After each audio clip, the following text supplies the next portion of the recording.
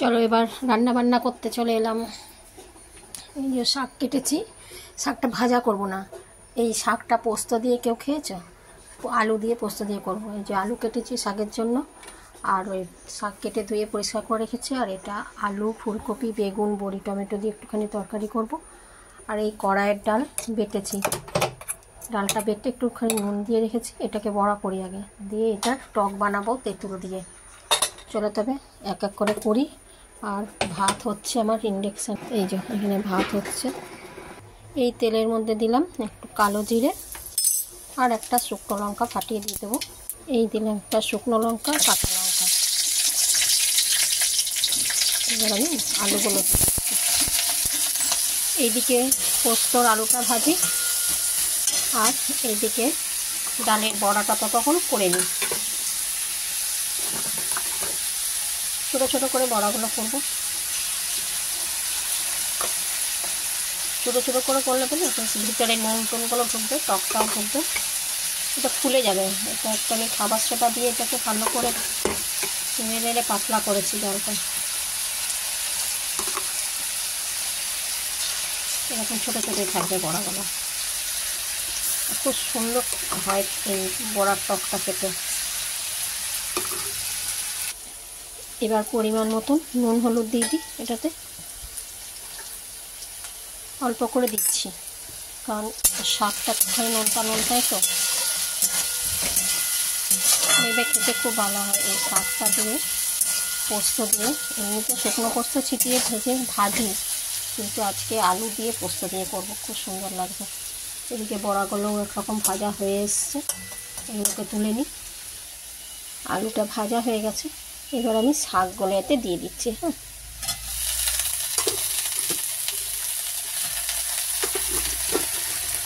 শাকটা দিয়ে একটুখানি ঢাকা দিয়ে রাখি, দেখি কতটা জল বেরোয় শাকটা থেকে। আগের জলেই সিদ্ধ হয়ে যায় আলুটা। এবারে এটা একটু না ঢাকা দিয়ে দিই। দেখো শাক থেকে জল বেরিয়েছে, দেখো শাক আলু সব সিদ্ধ হয়ে গেছে। এবার আমি পোস্তটা ওতে দিয়ে দেবো।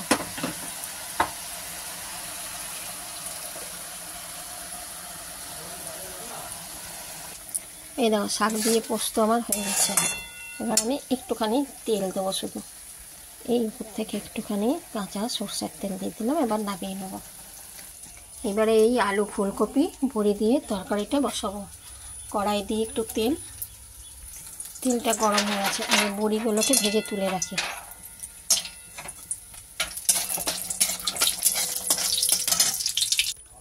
এবার আমি আলু ফুলকপি সব ভাজবো। প্রথমে একটু পাঁচফোড়ন দিয়ে দিচ্ছি আর কাঁচা লঙ্কা।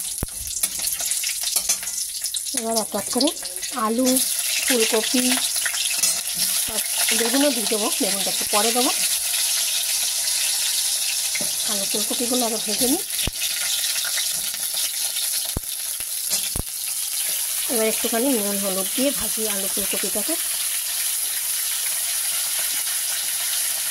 এটা একটু আধ ভাজা হবে, তখন বেগুনটা দেবো।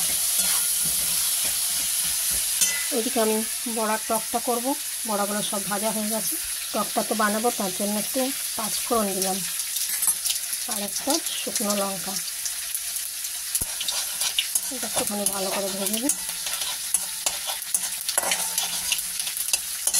আর দেবো একটা কাঁচা লঙ্কা। এবারে এই তেঁতুলের শাকটা বার করে রেখেছিলাম, এটা দিয়ে দিলাম।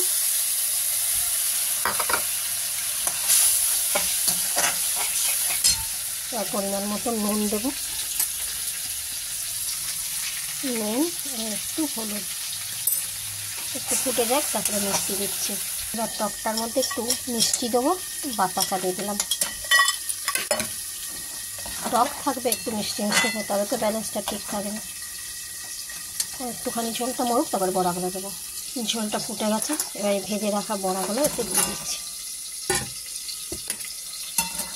এটাকে একটুখানি ফুটিয়ে নামিয়ে দেবো। এবার এই দেখো হয়ে গেল আমার কড়াইয়ের ডালের বড়ার টক। এবার নামিয়ে নিই এটা।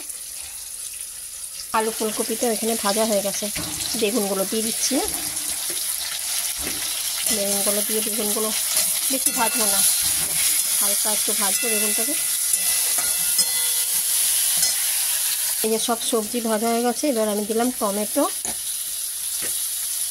আর বড়িগুলো দিয়ে দেবো, একসঙ্গে হয়ে যাবে, সেদ্ধ হয়ে যাবে। আর একটু দেবো জিরে গুঁড়ো, অল্প একটুখানি, এই দেখো একটু জিরে গুঁড়ো দিলাম, একটুখানি রেড চিলি পাউডার দিলাম, নুন তো ভাজার সময় দিয়েছিলাম, আর একটুখানি দিলাম, আর একটুখানি মিষ্টি দেবো, মিষ্টির জন্য দিলাম একটুখানি বাতাসা। এবার এটাকে একটু ভালো করে কষতে হবে, দিয়ে এবার জল ঢেলে দেবো, একটা তেজপাতা দিলাম, এটা একটু জল দিয়ে দেবো, একটু জল দিয়ে দিলাম। এবার ঢাকা দিয়ে রাখি, একটুখানি ফুটে যাক, তারপরে নামিয়ে দেবো। এই তরকারিটা হয়ে গেছে, এবার আমি ঝোলটা একটুখানি শুকিয়ে গেলে ধনে পাতা দেবো একটা। এই আমার হয়ে গেল আলু ফুলকপি বড়ি টমেটো দিয়ে তরকারি। এবার আমি উপর থেকে একটুখানি ধনে পাতা দিয়ে দিচ্ছি, ধনে পাতা দিলে পর একটু সুন্দর বেশ সেন্ট বেরোবে। ব্যাস রান্না দিয়ে দিই, হয়ে গেছে আমার রান্না।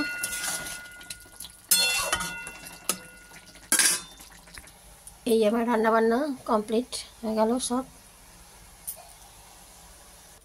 এই আমার আজকে নিরামিষ থালি সাজিয়ে নিলাম। থালিতে আছে ভাত, আর এটা হলো পোস্ত করলাম শাক দিয়ে আর আলু দিয়ে পোস্ত, আর এটা আলু বড়ি বেগুন টমেটো দিয়ে একটা তরকারি, আর এটা হচ্ছে কড়াইয়ের ডালের বড়া করে তেঁতুল দিয়ে টক। তো কেমন হলো আজকে আমার রান্না বান্না আর খাবার দাবার নিরামিষ থালি। তোমাদের যদি ভালো লাগে আমার রান্না, তাহলে একটা লাইক কমেন্ট শেয়ার করে দিও, আর আমার চ্যানেলটাকে সাবস্ক্রাইব করে নিও। আর তোমরাও কে কী খাচ্ছ অবশ্যই বলো। শুভ দুপুর সবাইকে, সবাই ভালো থেকো, সুস্থ থেকো, আবার দেখা হবে অন্য কোনো ভিডিওতে।